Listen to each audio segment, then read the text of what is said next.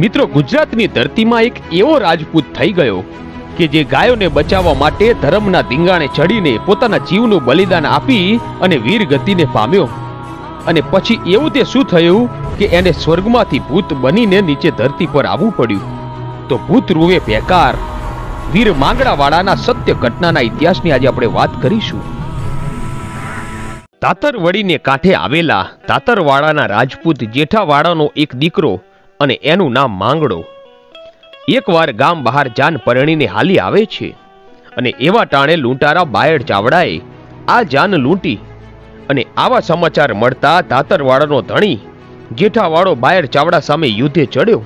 અને કહેવાય છે કે સામે બાયડ ચાવડાના માણસો વધારે હતા, એટલા માટે આ યુદ્ધમાં જેઠાવાડો વીર ગતિને પામ્યો. અને પછી તો રજવાડું પડતું મૂકીને નાનકડા માંગડાને લઈ એની માતા એના પિયર ભૂમલી ગામ આવે છે. અને પછી તો માંગડાના મામા ભાણ જેઠવા એને પોતાના દીકરાની જેમ સાચવે. અને આમ થાતા થાતા સમય વીત્યો અને માંગડો મોટો થયો. અને ભૂમલી ગામની બાજુમાં એક પાટણ નામનું નાનું ગામ હતું. ત્યાં એક નગર શેઠની દીકરી પદ્મા સાથે આ માંગડો પ્રીતે બંધાણો. પદ્મા વાણિયાની દીકરી અને માંગડો રાજપૂત. પણ ગયા જન્મના કંઈક લેણા હશે ને, તેથી આ જન્મમાં પ્રીતે બંધાણા. હવે એક દિવસ ભૂમલી નગરમાં હાકલ પડી કે દોડો દોડો, કાગવડ ગામનો બાયડ ચાવડો આપણા ગામનું ગાયોનું ધણ વાળીને જાય છે. અને ત્યાં તો ગામના જુવાનો ભાલા અને તલવારો લઈને નીકળી પડ્યા. પણ ત્યાં મામા ભાણ જેઠવા બોલ્યા કે સૌ યુદ્ધે ચડજો, પણ ભાણે જ માંગડાને જગાડતા નહીં અને તેને કહેતા નહીં, કેમ કે એ પારકી થાપણ છે. સૌ રાજપૂતે યુદ્ધે ચડ્યા. અને થોડી વાર થઈ એટલે માંગડો જાગ્યો. અને જાગતા જોયું તો આખો દરબારગઢ સૂનો હતો. પછી વાત મળી કે મામા ફોજ લઈને યુદ્ધ કરવા ગયા છે.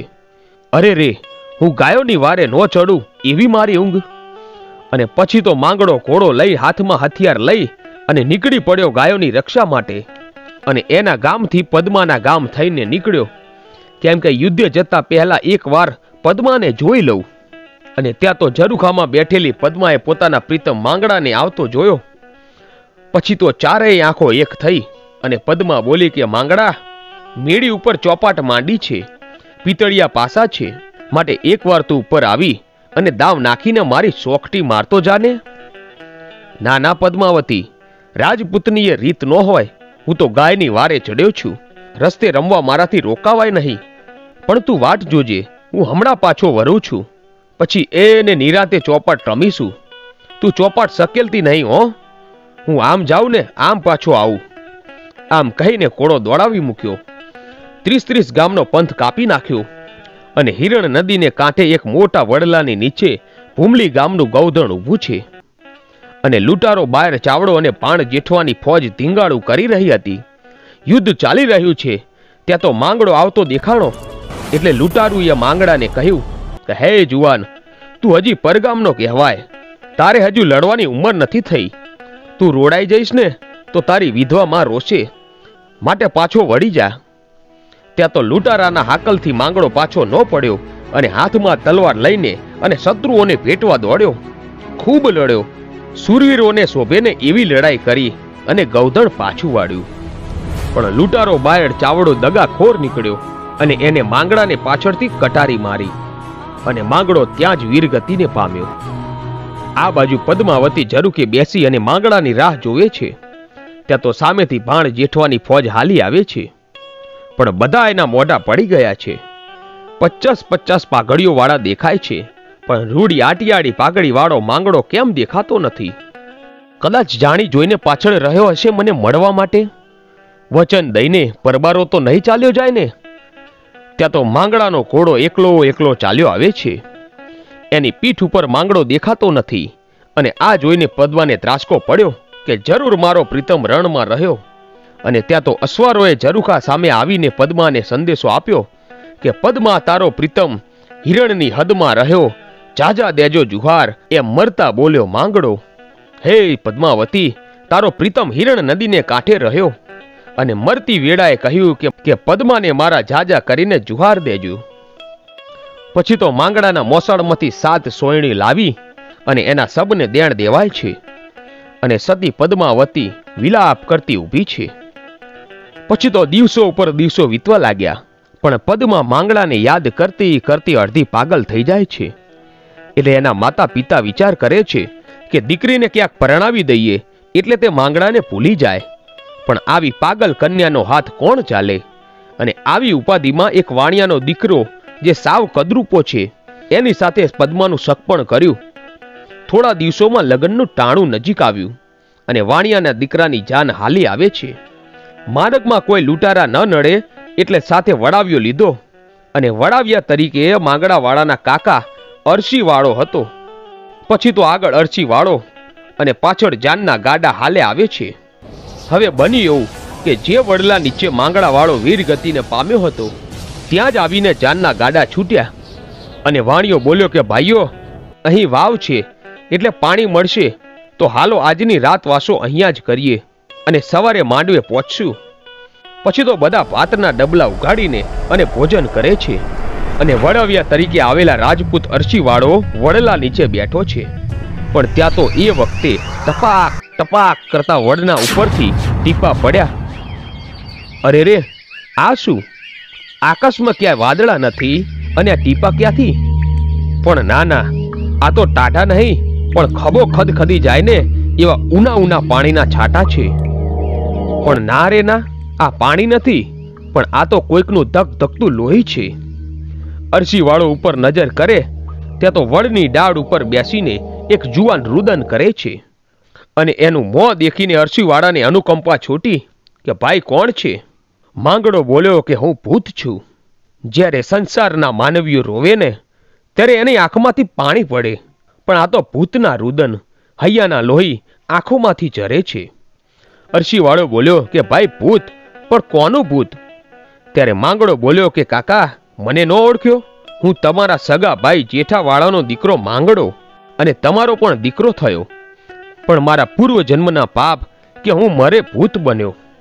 અરે તું માંગડો? બેટા, તું અહીં ક્યાંથી?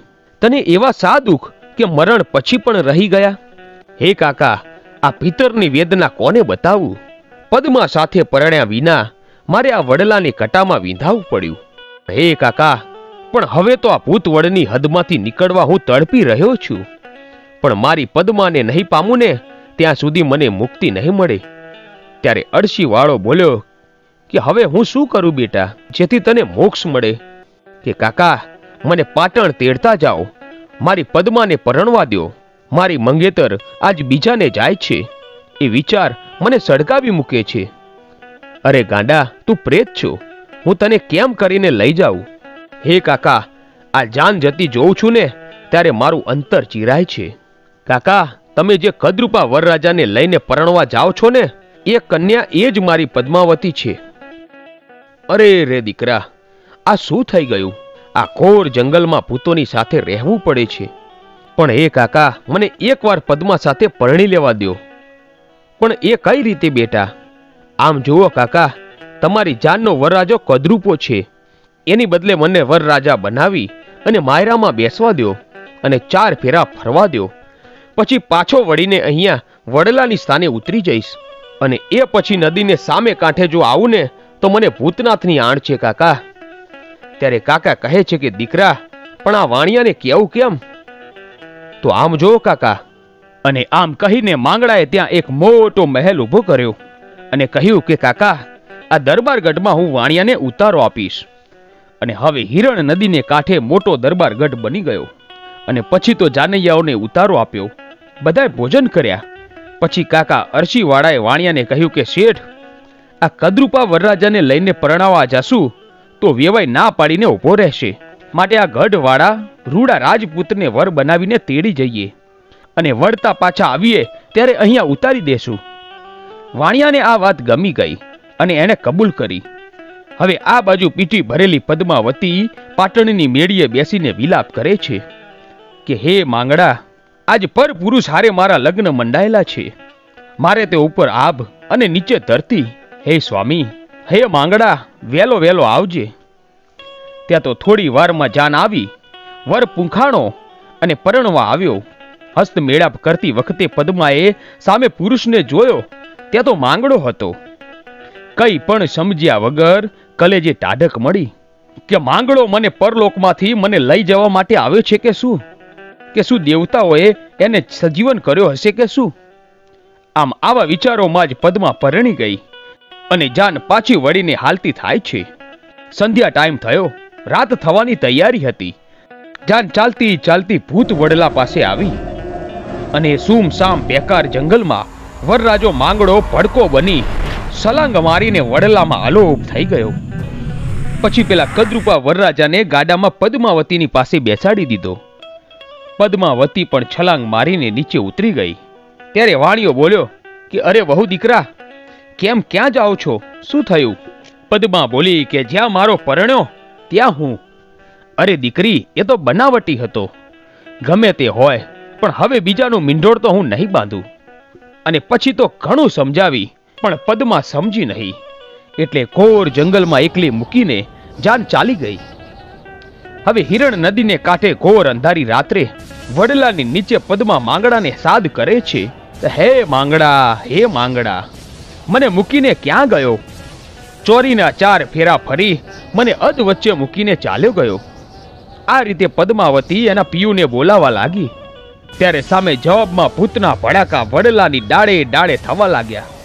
અને આ રીતે પદ્માને રોતી જોઈ ભૂત રૂએ બેકાર એમ વડલામાંથી કોઈના રોવાનો અવાજ સંભળાયો. ત્યારે પદ્મા ચીસો પાડે છે કે માંગડા, તું ક્યાં છે? પદ્મા, તું મને ભૂલી જા અને પાછી ઘરે ચાલી જા. ના માંગડા, હવે તો આજ મારું ઘર. જ્યાં તું ત્યાં હું. પણ પદ્મા, તું માણસ અને હું ભૂત. તારો અને મારો ક્યારે મેળાપ નહીં થાય. તો માંગડા, હું મારો પ્રાણ આપી દઈશ, પણ અહીંથી તો નહીં જાઉં. માંગડા, તારી સાથે તો મેં હથેવાળો કર્યો. હવે તો ઘર સંસાર માંડવો છે. મારી સામે આવ માંગડા. અને એવી અંધારી રાતે કનઘોર વગડામાં માયાવી મહેલ ઊભો થઈ ગયો. બધી જ વસ્તુઓ માયાવી, બાગ બગીચા અને હિંડોળા. આ બધું જોઈ પદ્માવતી વિચાર કરે છે કે અરે આ શું? ત્યાં તો માંગડાનું ભૂત માનવીની કાયા ધરીને પદ્માનો હાથ ઝાલીને દરબારગઢમાં લઈ જાય છે. આખી રાત બંને જણા સાથે રહ્યા અને સવાર થયું ત્યાં તો માંગડો વડમાં સમાઈ જાય છે અને પદ્મા આખો દિવસ વડ નીચે બેસી રહે છે. પછી રાત પડે અને પાછો માયાવી દરબારગઢ ઊભો થાય અને સવાર પડે માંગડો વડમાં સમાઈ જાય. આવું ઘણા સમય સુધી ચાલ્યું. હવે બન્યું એવું કે 2 જુવાન ઘોડે સવારો ગીરમાં જવા માટે ચાલ્યા જાય છે. દિવસ આથમી ગયો છે અને રાત થઈ ગઈ છે. હવે આ વિકરાળ જંગલમાં કોઈ માનવી કે પંખી દેખાતું નથી અને આ બંને જુવાનો ભૂખ લાગવાથી અને થાક લાગવાથી લોથપોથ થઈ ગયા છે. ત્યાં તો રસ્તાની બાજુમાં એક ભેંસ નીકળી અને તેને જોઈને જુવાનો બોલ્યા કે આજ તો આ ભેંસના દૂધે વારું કરવું છે. અને અંધારે ભેંસની પાછળ પાછળ ઘોડે સવારો હાલ્યા આવે છે. અને થોડી વાર પછી ઉજ્જડ વનવગડામાં એક દરબારગઢ દેખાણો અને ભેંસ આ દરબારગઢમાં ચાલી ગઈ અને બંને ઘોડે સવારો પણ એ ભેંસની પાછળ પાછળ દરબારગઢમાં પ્રવેશ કરે છે. દરબારગઢ તો બહુ જ મોટો છે, પણ કોઈ બોલચાલ સંભળાતી નથી, કોઈ માણસ દેખાતું નથી. થોડી વાર થઈ ત્યાં એક ખૂબસૂરત જુવાન આવી અને ઊભો રહ્યો અને મૂંગો બાથ ભરીને મહેમાનોને ભેટ્યો અને જઈને ઘોડા બાંધી આવ્યો. વાળુની વેળા થઈ, જુવાને ગાદલીઓ પથરાવી અને 2 મહેમાનોને જમવા બેસાડ્યા. અને રૂપ જેના સમાતા નથી એવી એક સ્ત્રીએ આવીને અને રોટલા શાક અને દૂધ પીરસ્યા. અને પછી રાત્રે મહેમાનોના ઢોલિયા ઢળાયા. અને કહેવાય છે કે કોઈની સાથે વાતચીત કર્યા વગર જ બધા સૂઈ ગયા. અને મહેમાનો તો વિચારમાં પડી ગયા કે આવડા મોટા દરબારગઢમાં આ 2 જ સ્ત્રી પુરુષ કેમ રહેતા હશે? બોલતા ચાલતા કેમ નથી? આવા રૂપાળા 2 મોઢા ઉપર દુઃખની વેદના શું હશે? અને 2 મહેમાનો સૂતા હતા. ત્યાં અંદરના ઓરડામાંથી એક સૂતેલો પુરુષ બૂમો પાડતો હોય એવું સંભળાયું. કોઈ ભારી વેદના થતી હોય એમ ઘર ધણી કણસતો હતો. મુસાફરો આ સાંભળી રહ્યા હતા. એમને પણ ઊંઘ આવી નહીં અને સવાર થવા આવ્યું એટલે ઘર ધણીએ રાડો પાડવાનું બંધ કર્યું. એટલે મુસાફરોને ઊંઘ આવી ગઈ અને સવારે સારો તડકો નીકળ્યો ત્યારે મુસાફરોની આંખ ઉઘડી અને નજર કરે ત્યાં તો ન મળે દરબારગઢ કે ન મળે ઢોલિયા. 2 જણા જમીન ઉપર સૂતેલા અને બોયડીના થડ સાથે ઘોડા બાંધેલા હતા. નવાઈ લાગી પણ 2 મુસાફરો હાલી નીકળ્યા, પણ 2ના કલેજા થડકી ગયા. ફરીથી સાંજ પડી ત્યારે એક જુવાન બોલ્યો કે ભાઈ, ગમે તે હોય પણ આપણે એમનો રોટલો ખાધો ને, હવે શું એના દુઃખ ભાગ્યા વિના જ આપણે જતા રહીશું? ના ના ભાઈ, એમ ન જવાય હો. આજ પાછા જઈએ અને પત્તો મેળવીએ. પછી રાત પડી ત્યારે ફરીથી હિરણ નદીને કાંઠે આવ્યા અને ઊભા રહ્યા. ત્યારે એ જ દરબારગઢને એ જ જુવાન પછી તો વાડું કરીને ઊભા થયા. ત્યારે બે મુસાફરોએ જુવાનને કીધું કે ભાઈ, કોણ છો તમે અને આખી રાત કેમ કણસ્યા કરો છો? હે ઘોડેસવારો, તમને જાણીને શું ફાયદો છે? અમે રાજપૂત છીએ અને જેનો રોટલો ખાધો હોય ને એનું દુઃખ નો ભાગીએ તો જીવતર શું કામનું? તો જુવાનો તમે ડરશો તો નહીં ને? અરે ડર્યા હોત તો પાછા શું કામ આવત? અને પછી તો છાતી ચીરી નાખે એવો ભયંકર સ્વર કાઢીને જુવાન બોલ્યો કે હે જુવાનો, હું માંગડાવાળો, ધાતર વડનો ધણી માંગડો, કમોતે મર્યો અને ભૂત બન્યો છું અને પદ્માને લઈને અહીંયા વગડામાં પડ્યો છું.